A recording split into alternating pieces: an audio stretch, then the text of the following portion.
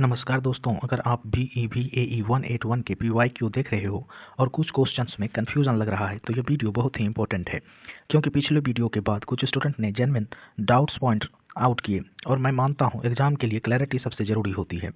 इस वीडियो में हम सिर्फ वही क्वेश्चंस डिस्कस करेंगे जहाँ कन्फ्यूजन या मिसमैच था, करेक्ट आंसर के साथ, और हर क्वेश्चन के बाद एक एक्स्ट्रा एग्जाम बूस्टर फैक्ट भी मिलेगा जो इग्नू के एग्जाम में डायरेक्टली हेल्प करेगा। इसलिए वीडियो को एंड तक ज़रूर देखिए, क्योंकि लास्ट तक देखने पर आपका पूरा पिक्चर क्लियर हो जाएगा। याद रखिए, एग्जाम में गलती सिर्फ कंसेप्ट की नहीं होती, इंटरप्रिटेशन की भी होती है। तो चलिए शुरू करते हैं। हमारा पहला जो प्रश्न है वह है फरवरी 2021 के एग्जाम से, जिसमें ये पूछा गया है कि निम्नलिखित में कौन सा मानव संशोधित पर्यावरण का उदाहरण है। Which of the following is an example of human modified environment. विकल्प हैं artificial lake, ऑर्चार्ड्स, crop field and dams.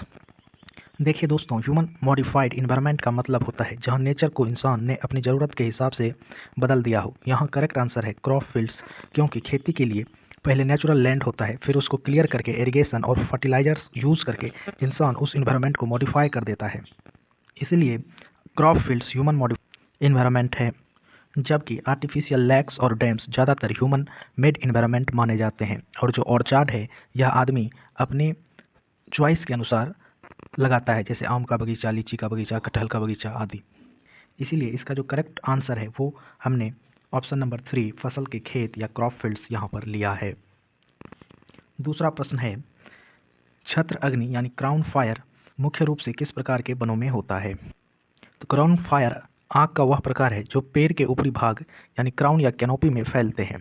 Dense forest में पेड़ बहुत पास पास होते हैं और कैनोपी कंटिन्यूस होती है। आग आसानी से एक पेड़ से दूसरे पेड़ के ऊपर तक फैलती है, इसीलिए इसका सही उत्तर डेंस फॉरेस्ट यानी सघन वन हो जाएगा। अब अगला प्रश्न है प्रश्न संख्या 2 दिसंबर 2021 के एग्जाम से। यह प्रश्न है who coined the term possibilism. तो दोस्तों, पॉसिबिलिज्म के केस में एक कॉमन कंफ्यूजन हो जाता है।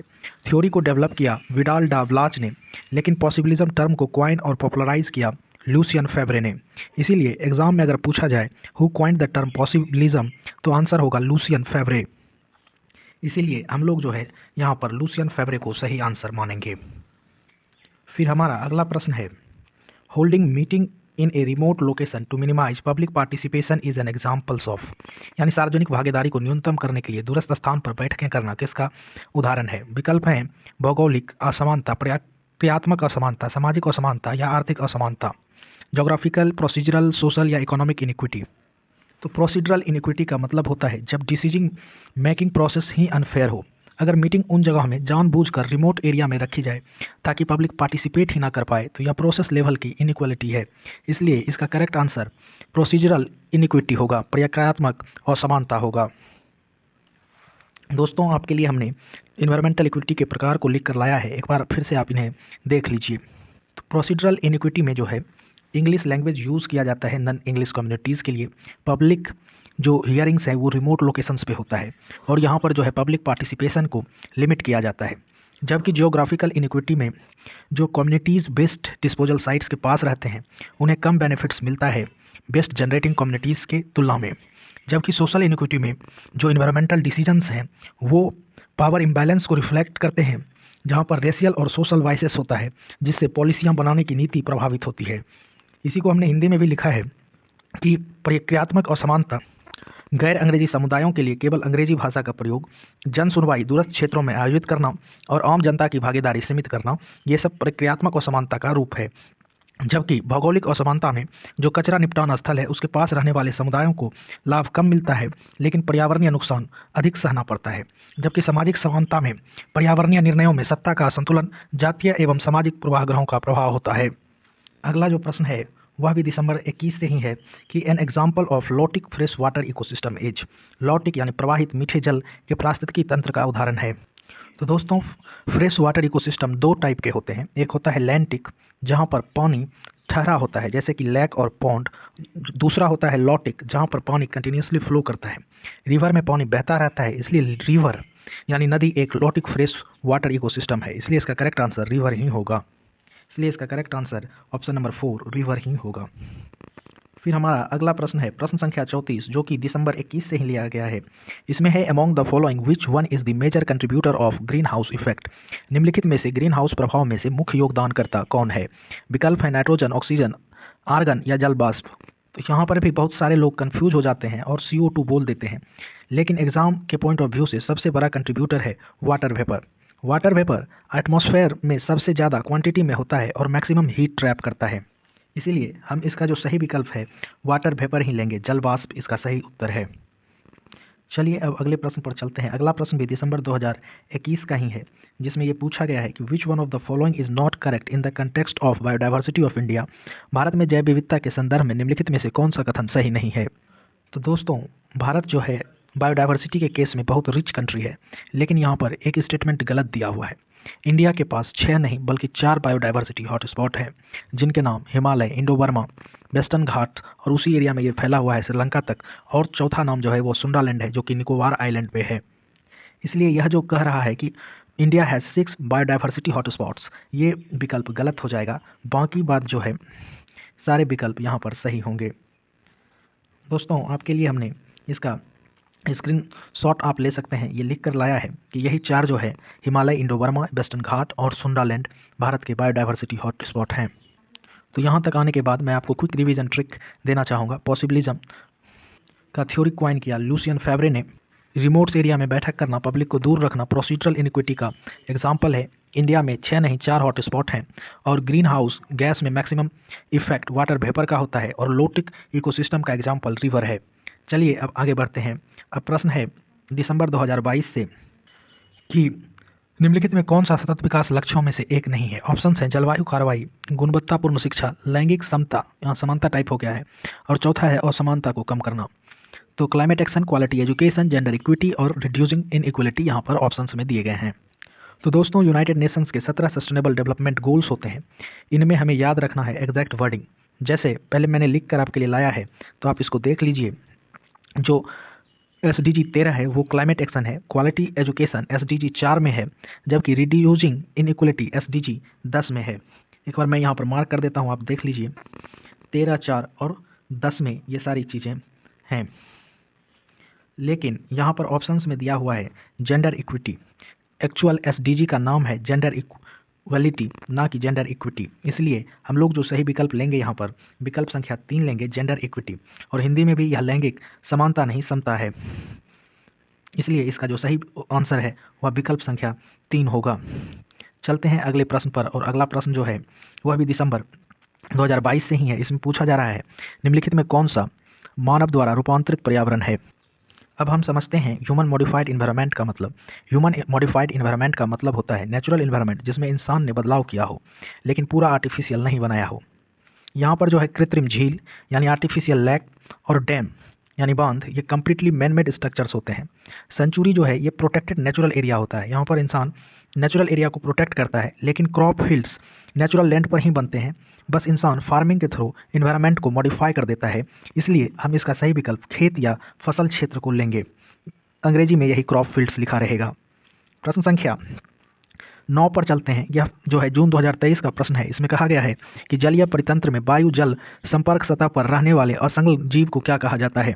The unattached organism in an aquatic ecosystem which lives at the interface of air water is known as. तो दोस्तों, जलीय इकोसिस्टम में ऑर्गेनिज्म को उनके रहने के तरीके के हिसाब से क्लासिफाई किया जाता है। जो ऑर्गेनिज्म पानी की सतह पर यानी एयर वाटर इंटरफेस पर रहते हैं और किसी सरफेस से चिपके हुए नहीं होते हैं, उन्हें न्यूस्टन कहा जाता है। नेक्टन एक्टिवली स्विम करते हैं, जबकि प्लैंकटन पानी के अंदर फ्लोट करते हैं, और वेंथोस पानी के ताल पर रहते हैं। इसलिए इसका जो करेक्ट ऑप्शन है वह हम लोग न्यूस्टन लेंगे, विकल्प संख्या 1। फिर हमारा अगला प्रश्न है जून 23 से ही कि निम्नलिखित में से किस प्रकार के वनों में सर्वाधिक विविध समुदाय पाए जाते हैं। Forest with most diverse community.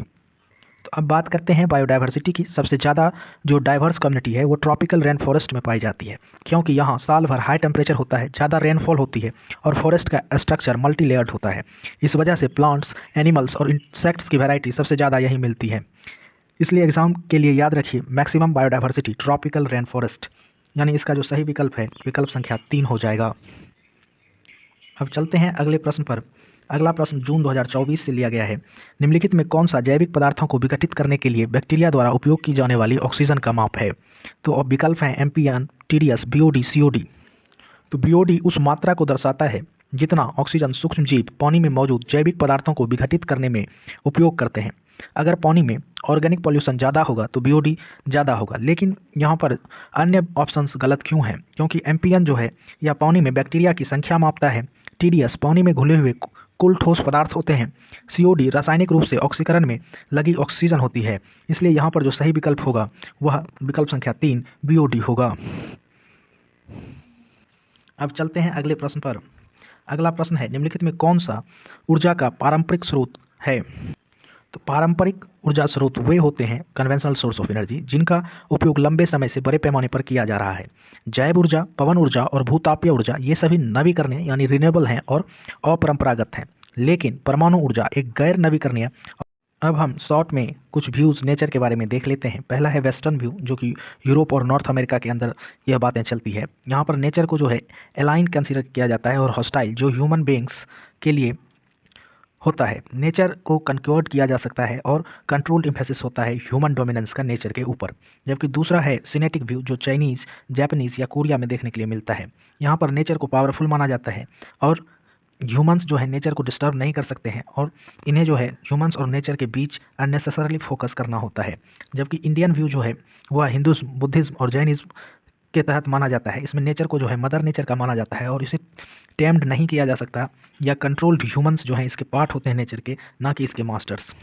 इसके बाद हम लोग देखते हैं अगला इन्वायरमेंट इंफॉर्मेशन सिस्टम, ENVIS।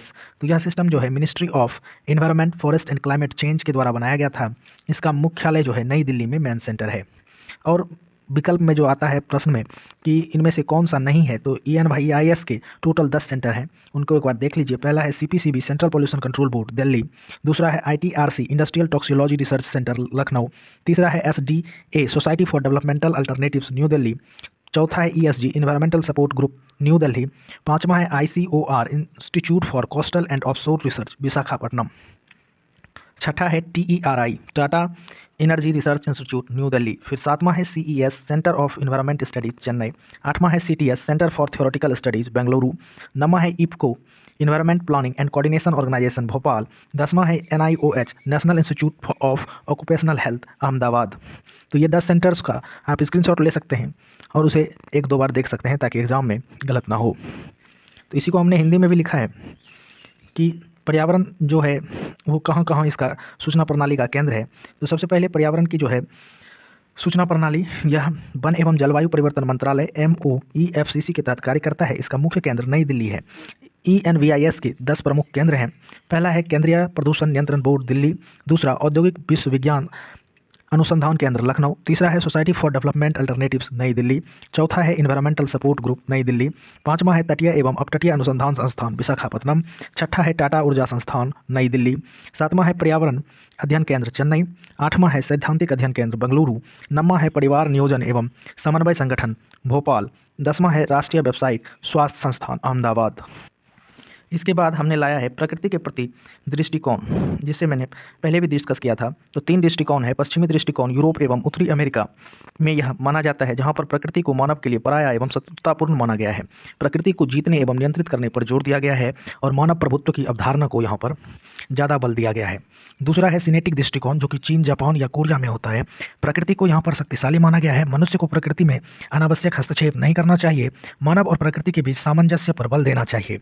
और जो है अपने यहाँ भारतीय दृष्टिकोण, जिसे हिंदू, बौद्ध और जैन दर्शन कहा जाता है, इसमें प्रकृति को माता के रूप में देखा गया है।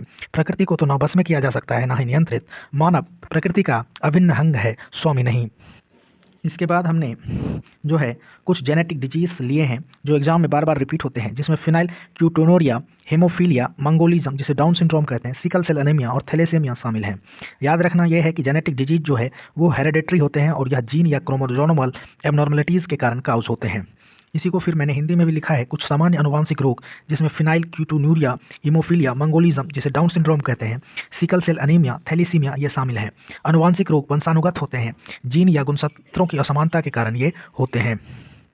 तो दोस्तों, अगर आपने ये वीडियो इन तक देखा है तो अब आपको क्लियर हो गया होगा कि कौन सा आंसर क्यों सही है और कौन सा सिर्फ एजम्पशन पे बेस्ड था। अगर आपको अभी भी किसी स्पेसिफिक क्वेश्चन में डाउट लगता है तो कमेंट में क्वेश्चन नंबर के साथ जरूर लिखिए, मैं खुद वेरीफाई करके अपडेट दूंगा। एक छोटी सी रिक्वेस्ट है, पूरा मैराथन वीडियो भी जरूर देखिए, क्योंकि जितना भी डाउटफुल या कंफ्यूजिंग क्वेश्चंस हैं उनका क्लैरिटी वहीं कंप्लीट होता है। ऐसे ही PYQ plus exam oriented clarification videos के लिए चैनल को सब्सक्राइब कर लीजिए, ताकि एग्जाम से पहले कोई कन्फ्यूजन बचे ही ना। All the best for your BEV AE 181 exam. पढ़ाई सही डायरेक्शन में हो, बस वही काफ़ी होता है।